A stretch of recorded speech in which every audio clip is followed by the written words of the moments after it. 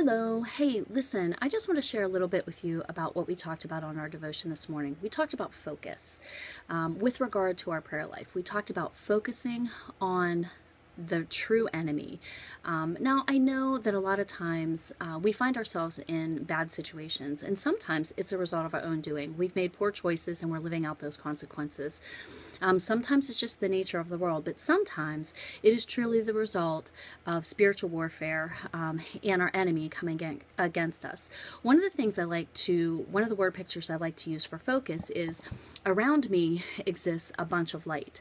But if I were to harness light and if I were to focus it into a very, very tight beam, I could come up with a beam that is so focused that it could cut through steel.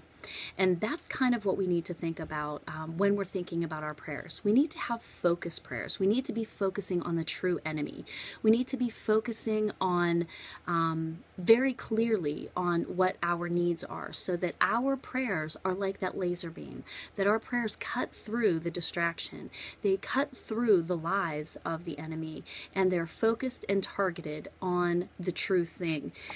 We talked about how focus minimizes our distractions and the risk of being blindsided by the enemy. Focus is kind of like our prayer's antenna, if you will. A lack of focus takes the attention off of the real enemy and puts it on other things.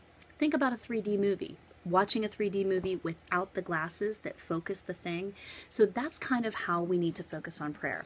And as we plod through this book, Fervent, which is an amazing book, I recommend it, I encourage you to get it. That was just the topic on how to strategize our prayers that have a very linear focus to them. So I just want to encourage you to just think about what pulls your focus off of your prayers, or what do you seem to be challenged with whenever you sit down to pray, and see if you can claim that time back, restore your focus, and then focus on some pretty powerful prayers. Take care and have a great day.